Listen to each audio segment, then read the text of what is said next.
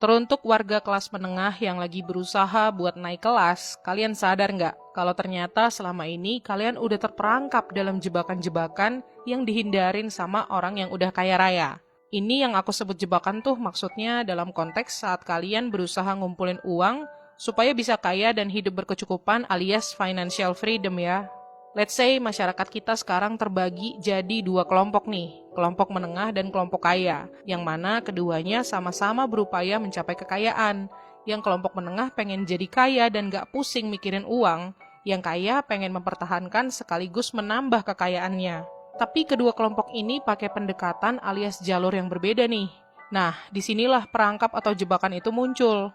Biasanya, kelompok kaya udah ngerti gimana cara supaya mereka nggak masuk dalam jebakan itu.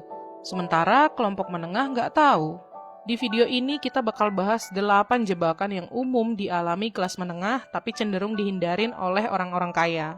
Tapi sebelum breakdown jebakan-jebakan itu, aku mau ngingetin dulu nih ke kalian bahwa ini semua adalah tentang mindset, kebiasaan, dan keputusan kalian dalam mengelola uang ya. Oke, kita bahas 8 jebakan finansial yang membuat orang kelas menengah susah jadi kaya. Pertama, menjalani hidup di luar batas kemampuan. Biasanya kalau kita habis dapat kenaikan gaji atau terima bonus dari pekerjaan, kan jadi kesempatan buat upgrade gaya hidup ya. Bisa beli baju baru, handphone baru. Tapi ternyata habit yang kayak gini tuh akhirnya bermuara pada siklus di mana pengeluaran kita bertambah seiring atau bahkan melebihi pendapatan kita, yang mana membuat kita jadi sulit menabung dan berinvestasi. Nah, orang-orang kaya, terutama mereka yang sukses karena usahanya sendiri bukan karena keturunan ya, mereka tuh hidup sesuai dengan kemampuan mereka aja, sampai bisa membangun bisnis dan membangun kekayaan bersih mereka, dan bisa beli apapun yang mereka inginkan tanpa mikir dua kali. Nah, orang-orang yang menggunakan seluruh pendapatannya untuk kegiatan konsumtif, gak akan pernah tuh punya modal untuk berkembang menjadi kaya.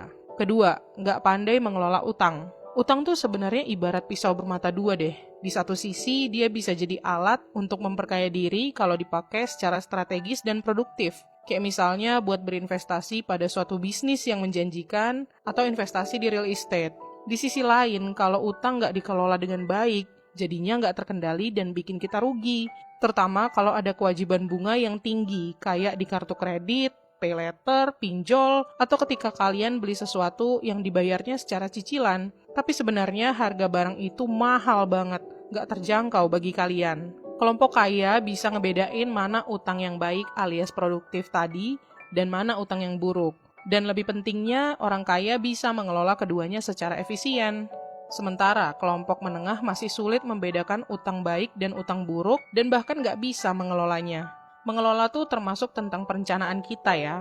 Seberapa butuh kita atas utang itu, utangnya mau dipakai buat apa, berapa banyak utang tersebut, berapa lama kita sanggup bayar utang atau cicilannya, gimana cara dapat uang buat bayar utang itu, dan pendapatan kita cukup nggak buat bayar utang plus biaya hidup kita. Ketika kita udah bisa membedakan antara keduanya, cash flow, uang, dan utang kita akan lebih aman.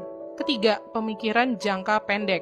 Zaman sekarang banyak orang yang FOMO dan tergiur sama iming-iming cepat dapat profit dari investasi kekinian. Misalnya kayak kripto, saham, NFT, dan semacamnya. Main langsung ikut aja tanpa benar-benar memahami seluk-beluk instrumen investasi itu. Dan seringkali nggak pakai due diligence atau uji tuntas untuk mencegah risiko yang bisa muncul jika sudah berinvestasi.